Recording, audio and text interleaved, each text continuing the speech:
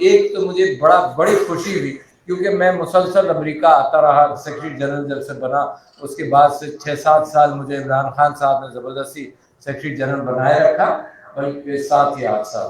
اچھا، اور اس کے اندر جب میں امریکہ آتا تھا تو میں لوگوں سے کہتا تھا کہ تم امریکہ کی لیے مالکی کرو، یہاں کی سیاست میں حصہ لو، یہاں لابنگ کرو. اور فارا کے اندر فارن ایجنٹس ریگولیشن ایکٹ کے تحت میں نے رجسٹر کروایا پاکستان تحریک حضور والا، اور P T I L L C بنائی تاکہ ہنڈی کے ذریعے پیسہ نہ جائے، جائز طریقے سے جائے. وہی ہمارے لیے مصیبت بن گئی ہے نا. ہم نے جائز طریقے سے ایل ایل سی کے ذریعے پیسہ بھیجا تو انہوں نے یہ کہا اچھا پاکستان کا قانون ہے کہ کمپنی سے پیسہ نہیں آنا چاہیے. ٹھیک ہے، ظاہر بات تو درست ہے نا. تو جب وہ باریکی سے دیکھنے لگے، اس سے پہلے آپ کو یاد ہوگا بلہ تو آپ کا بعد میں بین ہوا، پہلے تو آپ کی پارٹی کے پیچھے پڑ گئے اور آپ نے ہمارے لیے وہ کیفیت پیدا کی. شروع میں نے کی تھی، پھر آپ ہی کے اوپر الزام تو کسی پر لگانا ہے نا، میں نے تو آپ پر لگاؤں گا. آپ نے وہ کیفیت پیدا کی کہ جناب وہاں پر جو چیف الیکشن کمشنر تھا، کیا نام اس کا یار، بڑا بیکار سا آدمی ہے،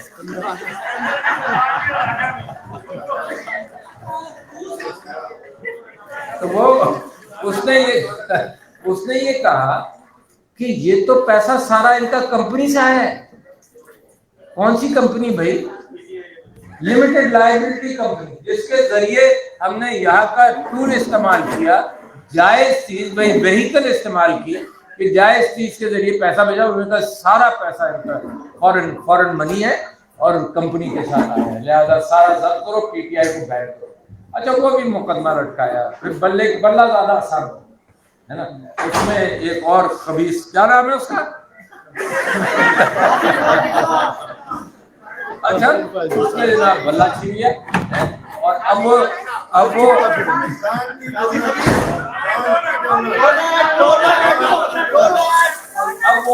اپنے آپ کو گنجا کر کے پھر رہا ہے تاکہ کوئی پہچان نہ لے.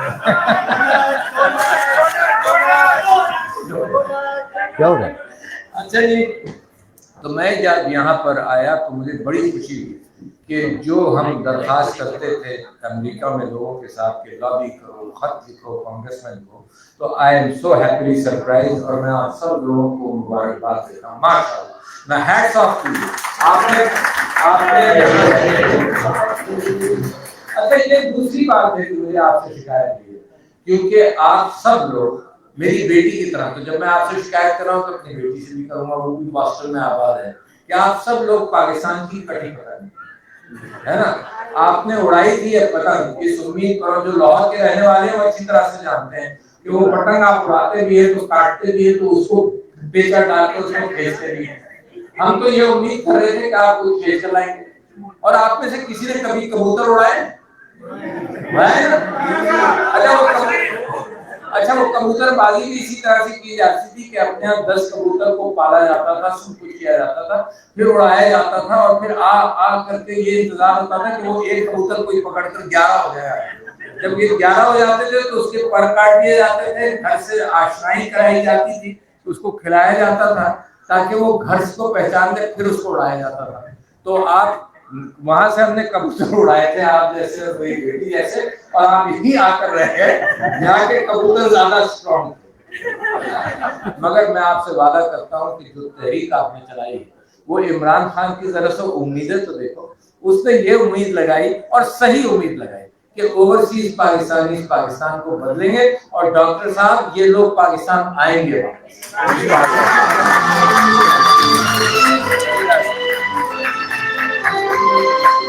جناب علی جب میں آیا تو پہلی خوشی یہ میں نے آپ سے اظہار کیا اس بات کا، اور آپ کی محبت پاکستان کے ساتھ بے انتہا ہے. اور میری ایک اور کوشش ہے جس کا آج اس محفل میں ذکر نہیں کروں گا کہ آپ یہاں رہتے رہتے ایک تو آپ چیریٹی کرتے ہیں، آپ کا شکریہ، ایک آپ پی ٹی آئی کے حوالے سے، شوکت خانہ کے حوالے سے آپ کا دل کھلے ہوئے، بہت سارے ادارے آپ لوگوں کی مدد کی وجہ سے چل رہے ہیں. مگر مجھے افسوس یہ ہے کہ میں جب آیا تھا تو میں جب بھی یہ کہتا تھا کہ مجھے چیریٹی نہیں چاہیے، مجھے آپ کا دماغ چاہیے، آپ کا انٹلیکٹ چاہیے. اور ڈیلس میں ایک صاحب نے کھڑے ہو کر یہ کہا کہ جناب ہم نے $100 ملین پاکستان کو چیریٹی بھیجی ہے اوورسیز ڈائسپورا میں پچھلے 10-15 سال میں. ماشاءاللہ. مگر میں نے ان سے کہا کہ اس محفل میں ڈیلس میں نے ان سے کہا اس محفل میں $10 بلین جتنا دماغ موجود ہے. تو $100 ملین پینٹس ہیں سر. آپ کو معلوم ہے جاپان نے ترقی کیوں کی, جرمنی نے ترقی کیوں کی؟ جب وہ تباہ ہو چکے تھے ترقی کر لی. ترقی کس وجہ سے کی کہ ان کا انٹلیکٹ تباہ نہیں ہوا, ان کی عمارتیں گرائی گئی. جو لوگ عمارتوں پر روتے ہیں نا وہ جناح, ایک عمارت کو گرانے کے بعد جناح ہاؤس کا لیبل لگا کر روتے ہیں. اور قائد اعظم کے اصل اقوال, قائد اعظم نے کیا کہا کہ تم لوگ اپنی بیرکس میں رہو. قائد اعظم نے کوئٹہ میں کہا, بڑا صاف صاف کہا, انہوں کا پلان ہم بنائیں گے. The civilians will make the rules of the nation اور you should follow those rules. وہ جناح صاحب کے اقوال تو دفن کر دیے انہوں نے جناح صاحب کے ساتھ, اور جناح ہاؤس کی پوجا کرنا شروع کر دی. اور آپ سے کہا اتنا بڑا جرم تم لوگوں نے کر دیا, اتنا بڑا جرم کہ جناح ہاؤس جس کو لوگوں کو پتہ ہی نہیں تھا. میں 4 سال لاہور میں رہا, مجھے کسی نے نہیں بتایا کہ جناح ہاؤس. اور میں آپ کے سامنے یہ بتا رہا ہوں کہ ایک ریٹائرڈ لیفٹیننٹ جنرل, وہ صاحب مجھے ہمیشہ خط لکھا کرتے تھے کہ بھئی ہماری تنخواہ وہ بڑھا دو, پینشن, کیونکہ انہوں نے گورنر بھی رہے. تو انہوں نے مجھے بڑی محفل میں میرے اوپر اعتراض کیا کہ جناب ہم نے اتنی مرتبہ سب کو کہا کہ ہماری پینشن بڑھا دو. تو میں نے ان سے پھر پوچھا کہ جناب علی آپ کی جو ریٹائرڈ جنرل کی پینشن ذرا وہ بتا دیجئے تاکہ مجھے بھی اندازہ ہو کہ کتنی پینشن بڑھنی ہے. اچھا اس کے بعد وہ گھبرا گئے تھا اس محفل میں, طنز کر رہے تھے. تو آپ کو معلوم ہے پی ٹی آئی والے اتنے چرب زبان ہیں ماشاءاللہ دیکھیں, اور اتنا حاضر جوابی ہے ماشاءاللہ دیکھیں. وہ جواب یہ بیٹھا ہوا ہے, مجال اس کو کوئی بات کہے اور یہ جواب نہ دے, اور زیادہ ہی جواب دیتا ہے. تو جناب میں نے ان سے جب کہا تو خاموش ہو گئے, مگر اپنی ڈیفنس پر انہوں نے مجھے ایک چیز فیڈ کی بڑی اہم. انہوں نے کہا ڈاکٹر صاحب میں حلفیہ آپ سے کہتا ہوں, میں اس گھر میں رہا ہوں, کوئی آ نہیں سکتا وہاں پر, 3 بیریئرز ہیں, سوال ہی نہیں پیدا ہو کوئی آ سکتا ہے. اینڈ ہی سیڈ, میں قسم کھا کر آپ سے کہہ رہا ہوں, ہی سیڈ کہ that was a false flag operation.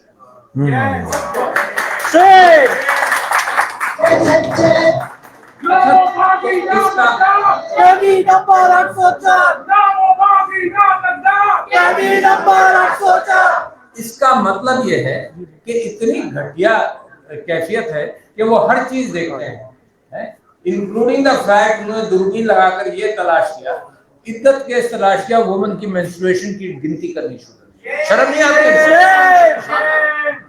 تو لہذا آپ کے اوپر دوربین ہے, بی ویری کیئرفل ہے. آپ اپنا پاکستان دیکھو, مجھے اس بات کی فکر نہیں ہے کہ میری آپ بات ریکارڈ ہو, میرے ٹیلی فون ریکارڈ ہو, ڈزنٹ میٹر. کیونکہ دیکھو میرے دل سے اور عمران خان کے دل سے کبھی پاکستان کے خلاف بات نہیں نکل سکتی, کبھی پاکستان کے ساتھ. اور عمران خان کے اوپر لوگ کرپشن کا جب الزام لگاتے ہیں تو ان کو اندازہ ہونا چاہیے کہ کتنا وہ صاف ستھرا آدمی ہے. کوئی اس کی جائیداد, عمارات, کوئی ایسی کیفیت, ہیون فیلڈ اپارٹمنٹ جو آج تک جس کا جواب نہیں ملا. بھائی آئے کہاں سے پیسہ لینا؟ کبھی وہ آ گیا قطری خط آ گیا, کبھی میرے والد صاحب یہ کرتے تھے, اور دوسرا خاندان والا کہتا ہے کہ جی میرے والد صاحب تو ہمارے دادا صاحب جو تھے وہ سیلف میڈ آدمی تھے. کبھی وہ بیٹھا ہوا ہے بیچارہ معصوم سا, معصوم تو نہیں کہوں گا, اس نے بینکرپسی بھی ڈکلیئر کر دی, اس کا بیٹا نواز شریف کا حمزہ, بینکرپسی بھی ڈکلیئر کر دی. جی یہ تو ہماری ٹیوشن کے پیسے بھی ہم وہاں سے پاکستان سے منگاتے تھے, بڑی مشکل پڑتی تھی, اور رہتے کس میں تھے؟ Even field. وہ بھی بھول گئے سب, مگر بھولے نہیں, قوم نہیں بھولی. یہ آپ یاد رکھیے گا, قوم نے ایک ایک چیز اپنے دماغ سے رجسٹر پر ڈالی ہوئی ہے. جب یہ 91% کی جب آپ سے بات ہوتی تو اچھا. تو میں آپ سے یہ کہہ رہا تھا کہ میں آیا کیوں؟ میں آیا اس لیے کہ میں ایک تو پاکستان کی تکلیف دنیا کو بتاؤں. عمران خان صاحب مسلسل کہتے رہے I want the world to understand what is happening as far as human rights in Pakistan is concerned. ان کے خطوط جو اندر سے نکلے ہیں اس کے اندر مسلسل اس بات کا اظہار کیا. اچھا یہ میرا رائٹ ہے, اگر میرے اوپر ظلم ہو تو آہو بقا اس کا دنیا کو بتانا یہ میرا کانسٹیٹیوشن میری مجھے اجازت دیتا ہے, یونائٹڈ نیشنز کا چارٹر اجازت دیتا ہے. تو کوئی آدمی یہ کہے کہ تم امریکہ جا کر یہ کیا بات کر رہے ہو, تو میں اس لیے کہوں گا کہ تم پاکستان میں تو میڈیا بھی تم نے قبضہ کیا ہوا ہے, تو میں باہر بھی جا کر بات کروں گا, مگر within the constitution of Pakistan. یہ constitution of پاکستان کی کوئی وائلیشن نہیں ہے. عمران خان صاحب جب مجھ سے کہتے تھے کہ تم, میں کہہ رہا تھا جی میں نے ریزائن کرنا ہے, میں परेशान हूँ, तो वो कहते रहे नहीं डटे रहो वहां पर, but stay with in the boundaries of the constitution of Pakistan. अच्छा, उसी हवाले से जब लोगों ने कहा कि पार्डन होना चाहिए खान को, तो मैंने 2 एमिसरीज भेजे जो मेरे पास आते थे मिलने के लिए, जो मुझसे इमरान खान साहब के पैगाम लाते थे और मेरे उनके पास ले जाते थे। वो थे अली जफर और रऊफ हसन। उनको मैंने कहा कि ये खान साहब को कह दे कि उनकी मैं पार्डन उनका मैं गुलाम हूँ यहाँ पर, उनकी वजह से मैं यहाँ बैठा हूँ, मेरी कोई हैसियत नहीं, मैं तो मिडिल क्लास का एक डेंटिस्ट यार है। अच्छा, और वो मिडिल क्लास का डेंटिस्ट जिसकी इनकम क्या होगी, आप तसव्वुर कीजिए, मामूली सी इनकम होगी, मगर जब टैक्स देता था तो 2013 की असेंबली के अंदर I was the 10th highest taxpayer among the National Assembly people यार। मुझे कितना फख्र हुआ यार कि ये मिडिल क्लास आदमी was the 10th highest taxpayer, जहाँ बड़े-बड़े वडेरे और खाना वाले का करने लगा था ना, और खान साहब ने वो ट्वीट भी किया अपने ट्विटर से, I was the 10th highest taxpayer। जो इसका तुम करेंगे ना ये सूरी साहब ने एक गालान देने कर लिया। उनको भेजा पैगाम क्योंकि मैं पार्डन होना चाहिए। तो मुझसे अली जफर साहब ने पूछा आपकी क्या राय है, तो मैंने उनसे कहा बताना मत खान साहब को, मगर मेरी राय ये है कि उनको पार्डन लेनी चाहिए, और उनको बताना मत। और क्यों नहीं लेनी चाहिए कि उसने कोई गुनाह किया है जो पार्डन हो, उसने कोई गलती की है, उसने कोई क्राइम किया है जो पार्डन हो, नहीं होना चाहिए ना। मतलब he should be free legally. और 3 केसेस में पार्डन हो तो 197 का क्या होगा। अच्छा, तो खैर जैसे ही वो लेकर के पैगाम खान साहब के पास, तो खान साहब ने कहा कि अली क्या कहता है, टिपिकल अली क्या कहता है, तो अली साहब ने कहा था कि आपको पहले आप फैसला करें फिर बताएंगे। तो खान साहब ने कहा कि यार कैसी बात है, मैंने कोई गलत काम ही नहीं किया, किस बात की पार्डन है, it's below my dignity to ask for pardon. तो ये आपका लीडर है जिसको जो भी मौका मिला he stood by the law and by the constitution.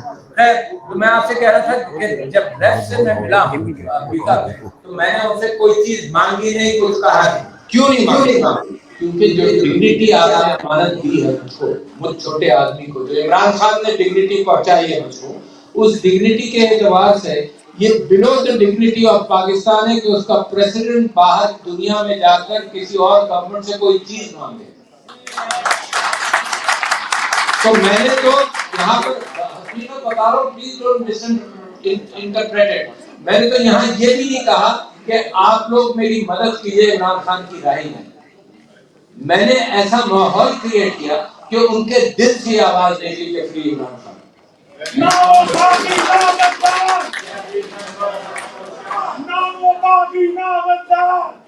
अच्छा, दूसरी बात में क्या कहता हूँ, दूसरी बात में ये कहता हूँ कि एक तो दो डिमांड में कर रहा हूँ दुनिया से, किसी गवर्नमेंट से नहीं, 2 डिमांड में दुनिया से कर रहा हूँ कि ह्यूमन राइट्स अब्यूज नहीं करो, लोगों को गोली मत मारो। अच्छा, जहां तक लाठियों का ताल्लुक है, तो आपके भाई ने सारी उम्र लाठी, सारी उम्र, मैं पहली टीयर गैसिंग मैंने खाई है शायद 66 या 67 में, और दूसरी मर्तबा गोली खाई है मैंने अयूब खान के जमाने में। अच्छा, और सारी उम्र खाई, यानी जीडीए में मैं पकड़ा गया, मार खाई, लाठियां पड़ी। और एक वाकया बता दूं कि जब मुझे पहली मर्तबा एहसास हुआ कि पीटीआई का वर्कर कितना लॉयल है, कि हम वो जीडीए का प्रोसेशन लेकर निकले, तो तय ये पाया था, मैं तय ये किया था कि मेरा जो जनरल सेक्रेटरी है वो गिरफ्तारी नहीं देगा, मैं गिरफ्तार होऊंगा, मार खाऊंगा, जैसे ही मार पीट हो वो वहां से निकलना है। जहांगीर रहमान साहब जनरल सेक्रेटरी थे, तो जैसे ही पुलिस ने लाठी चार्ज किया और टीयर गैसिंग हुई, तो जहांगीर रहमान से मैंने कहा तुम जाओ। जब मुझे लाठियां पड़ने लगी, तो मैं आपसे कसमियां कहता हूँ, सारे वर्कर्स मेरे ऊपर लेट कर मुझे प्रोटेक्ट किया, और मैंने अपनी बीवी को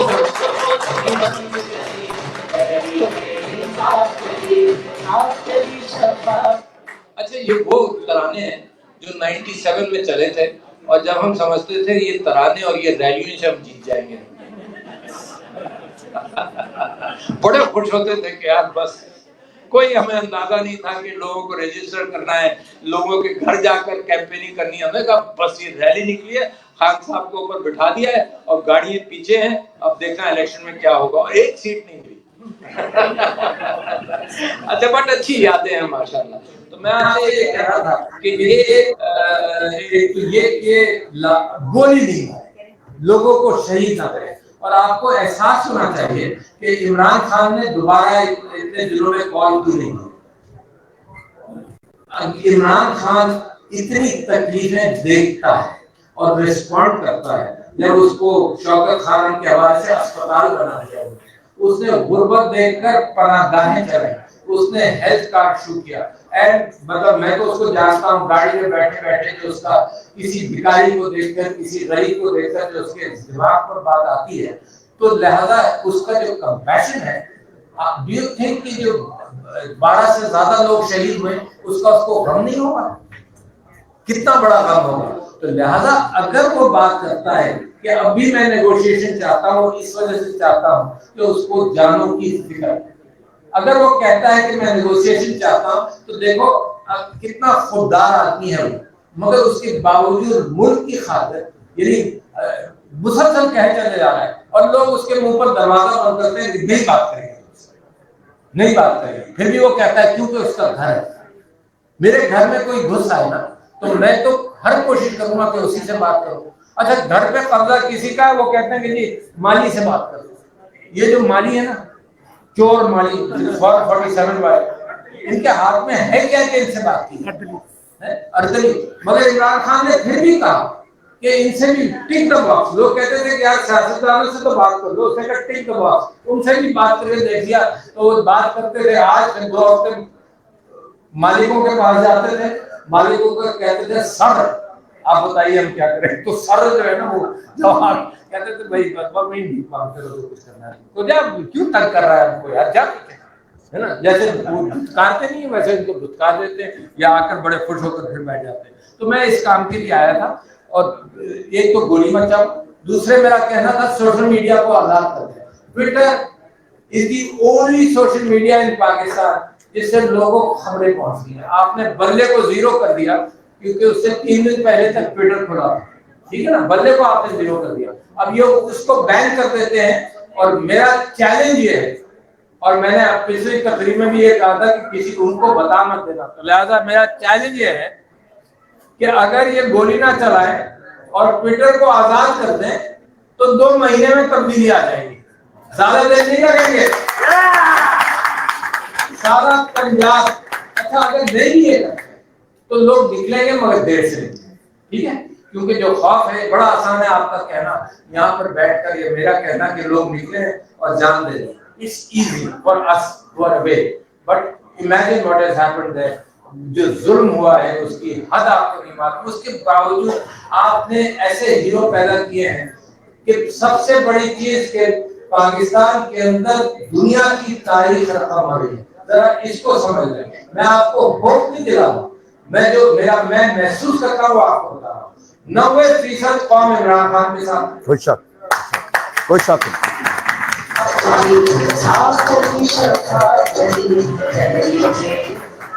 دنیا میں کوئی ملک ہے ایسا پچھلے 70 سال کا ملک بتا دیے کہ جہاں 90% لوگ کسی لیڈر کے ساتھ 70 سال میں. سوچو, اپنے دماغ پر زور دو.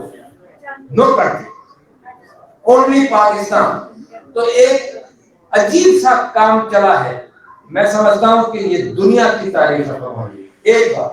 دوسری بات, جس تعداد میں عورتیں نکلی ہیں ہماری, ریمارکیبل. اس ہندوستان پاکستان کی تاریخ میں عورتیں سیاست میں اس طرح سے نہیں. ریمارکیبل. مارے کھائی ہیں, چٹیا پکڑ کر گھسیٹا گیا ہے, کپڑے نوچے گئے ہیں, چادر نوچی گئی ہے, جیل میں رہی ہیں, ان کے بچوں کو مارا گیا ہے, ان کے گھروں کو توڑا گیا ہے. اور ایک عورت ایسی کہ جس نے مجھ کو کہانی سنائی کہ اس کا شوہر بستر مرگ پر تھا اور یہ کہتے تھے کہ ملائیں گے جب تم لکھ کر دو گی کہ تم نے پی ٹی آئی چھوڑ دی. اس نے نہیں لکھ کر دیا. And her husband died while she was یہ 2 بڑی باتیں میں ہر ایک کو یہاں پر کہتا ہوں کیونکہ جو جمہوریت پسند لوگ ہیں امریکہ میں, تو میں ان سے کہتا ہوں کہ phenomenal change is happening.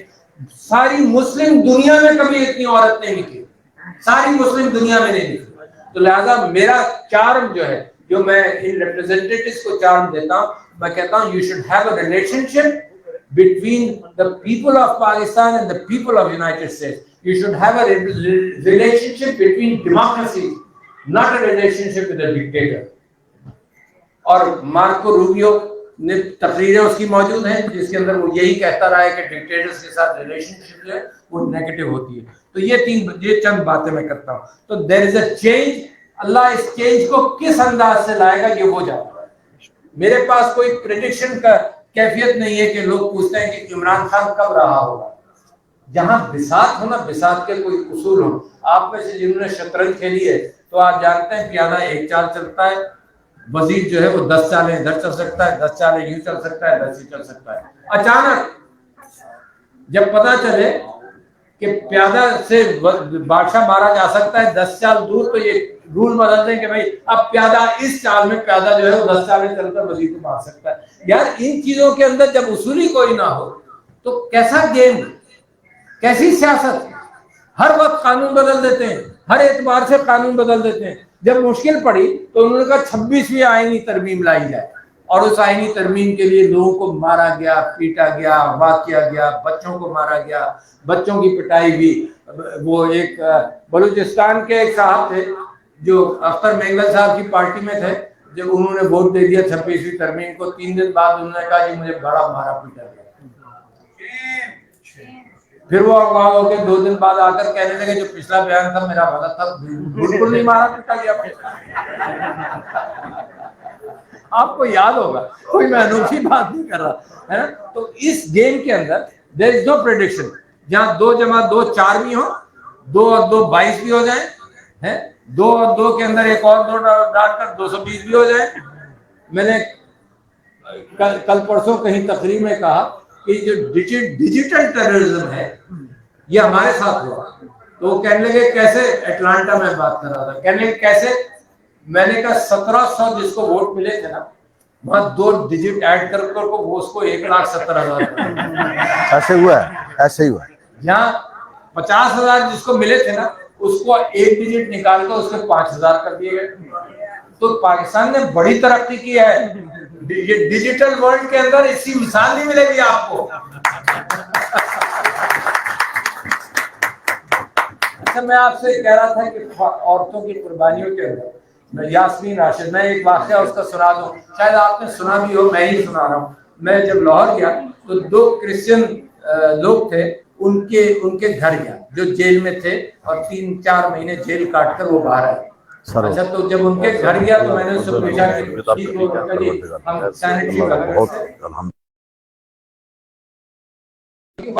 P T آئی کے جلوس میں گئے یا 9th میں والے, تو انہوں نے ہمیں گرفتار کر لیا, تو ہماری نوکری چلی گئی. مجھے بڑا 6 مہینے ہو چکے تھے اس بات کو, 3 مہینے بعد وہ, تو میں نے ان سے پوچھا تمہارا راشن کا کیا ہوا. تو انہوں نے اتنی مزیدار بات کہی, آپ خوش ہو جائیں گے. کہنے لگے کہ راشن جو تھا نا وہ یاسمین راشد کے یہاں سے آتا ہے.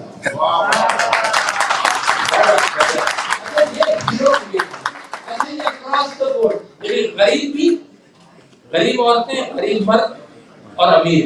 خدیجہ شاہ the top designer of flower, ٹھیک ہے, امیجن کریں. اور غریب عورت وہ عورت جس کے پاس میں فیصل آباد میں گیا تو فیصل آباد میں بیچاری 6 مہینے کا بچہ اس کی گود میں. Her husband was arrested when she was pregnant. 6 مہینے کا بچہ جس کو ہسبینڈ نے نہیں دیکھا اس کی گود میں, اور وہ مجھے رو رو کر قصہ سنا رہی تھی کہ میں آرمی کی گرفتاری میں, آرمی ارسٹ. تو وہ رو رو کر قصہ سنا رہی تھی کہ پہلے میں اپنے گھر میں رہی, پھر پیسے ختم ہو گئے تو میں اپنی ساس کے یہاں گئی, پھر جو ساس بہو کرتی ہے وہ ہوا, وہ پھر اپنی ماں کے یہاں چلی گئی.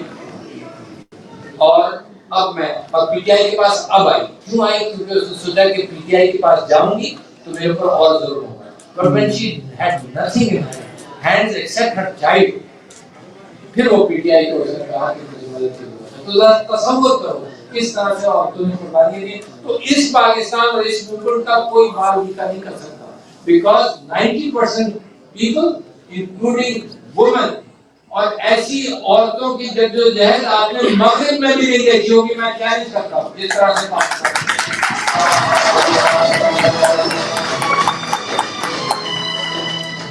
اب نقصان کیا ہوا؟ جمہوریت بڑھ گئی.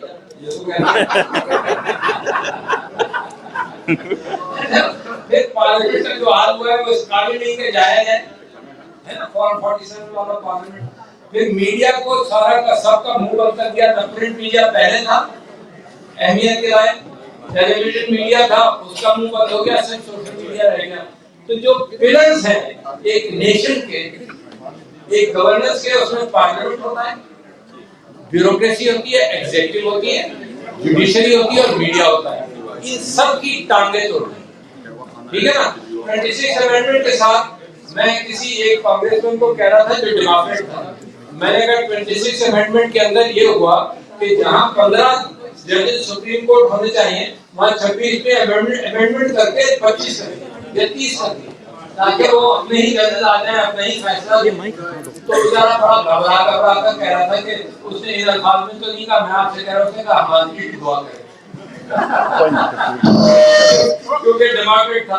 اچھا جی اب آ جائیں, میں اس بات پر آنا چاہتا ہوں کہ عمران خان اگر رہا ہوگا تو what could be the negotiating points. اچھا میں کنونس ہوں, عمران خان صاحب کنونس ہیں کہ حالات بلوچستان کے دیکھیں, حالات پاکستان کے دیکھیں. وہ اب تک کنونس ہے عمران خان صاحب کے اگر پریشر ڈالا ہے سڑکوں پر بھی آ کر ہم نے تو اس لیے ڈالا ہے کہ بات چیت کرو اور جمہوریت واپس کرو, انتخابات کرو. اچھا ایک بھائی نے بڑی اچھی یہاں بات کی کہ انتخابات ایسے ہی ہوں گے تو کیا ہوگا. دیٹس اے چیلنج, میں اس کے اوپر بعد میں گفتگو کروں گا کیونکہ آپ لوگ سوچنے والے لوگ ہیں اور آپ لوگوں سے میں چاہتا ہوں کہ مسئلے کے بارے میں. میں آپ سے نمبر 1 یہ کہہ رہا ہوں کہ اگر نیگوشیشن ہوگی تو عمران صاحب پہلی بات تو عمران صاحب نے کہہ دی کہ میں بدلہ نہیں لوں گا, میں بدلہ نہیں لوں گا, چاہے آصف ملک ہو چاہے جو بھی ہو, وہ بدلہ لینے والا آدمی نہیں ہے, وہ معاف کرنے والا اور درگزر کرنے والا آدمی ہے. جس میں نام نہیں لے سکتا مگر جن لوگوں نے اس کو 10-10 ہزار پاؤنڈ کے دھوکے دیے ہیں ان کو بھی اس نے چھوڑ لہٰذا نمبر 1 ایک آر ہے نو ریونج, کوئی ریونج. دوسرا ہے کہ ریلیز کرو پرزنرز کو. وہ دیکھو کین یو امیجن, وہ کہے گا مجھے ریلیز کرو. آپ تصور کر سکتے ہیں کہ وہ ڈیمانڈ کرے گا مجھے چھوڑو؟ نہیں کرے گا, نہیں کرے گا. خوددار آدمی ہے, وہ جوڈیشری کے ذریعے رہا ہونا چاہے گا.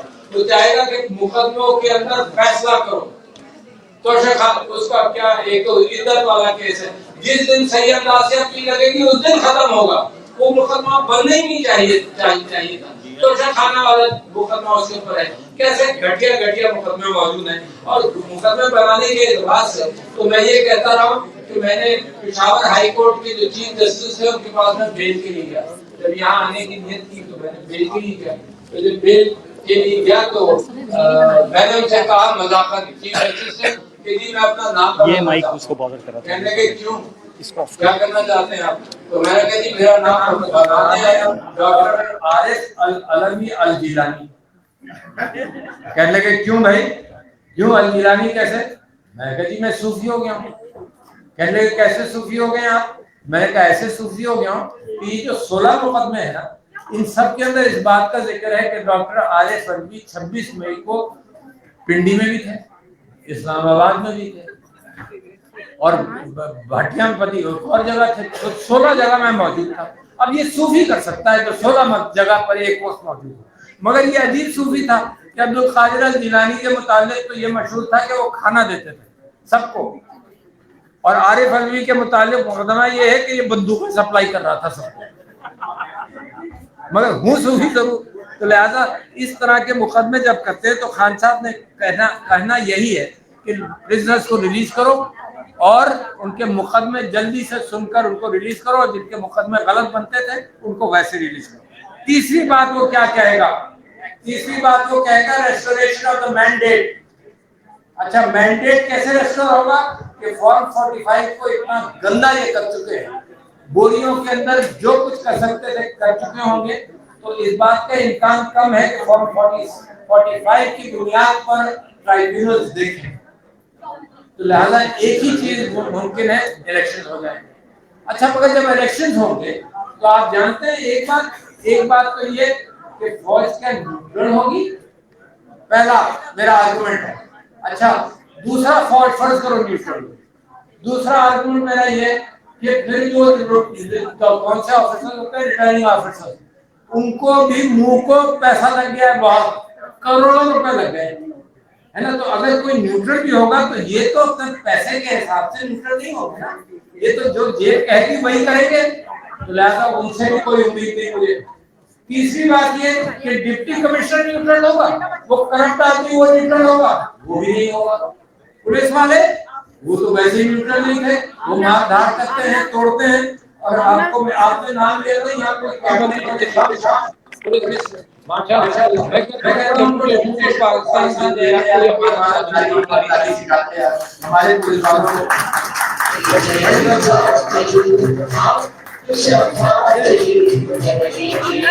میں اپنی گفتگو جلدی ختم کروں گا کیونکہ وہ جو عنایت ہے شہباز گل صاحب کی وہ بھاری ہو رہی ہے. میں باہر آپ سے یہ کہنا چاہتا ہوں جی تصویر کھنچوا لیجیے گا، دراصل مجھے جگہ دے دیا اب آپ کھڑی ہو جائیں. میں آپ سے یہ کہنا چاہتا ہوں کہ دیکھو عمران خان کی قیادت میں بہت بڑا کام ہوا. آپ کو یاد ہے کون سا کووڈ کا، اچھا کیوں کامیاب ہوئے؟ اگر آپ اس کو دیکھیں تو میں نے پبلکلی یہ کہہ رہا ہوں کہ جنرل عاصم منیر سے میں نے کہا کہ دیکھو اس سے سبق سیکھو. کیا سبق ملا کووڈ کے اندر؟ پہلا سبق یہ ملا کہ آرمی اور سویلین سب مل کر سول گورنمنٹ نے مل کر کام کیا. ٹھیک ہے ایک. دوسرے یہ کہ عمران خان صاحب نے جو اہتمام کیا کہ ڈیلی ملو ڈیلی فیصلے کرو وہ ہوا. دو. تیسرے یہ کہ آپ کے ملک میں ایلیٹ کی حکومت ہے، ایلیٹ کے فیصلے ہوتے ہیں. سڑکیں بننی ہوتی ہیں تو بڑے مکانوں کی سڑکیں بننی ہوتی ہیں، بڑے ہاؤسنگ سوسائٹی کی سڑکیں بننی ہوتی ہیں. اس گورنمنٹ نے ایک اچھا کام کیا، اس نے سب کو مارا، غریب کو بھی مارا، امیر کو بھی مارا. تو لہذا بیوروکریٹ بھی مارا، فیصلہ کرنے والے بھی مارے.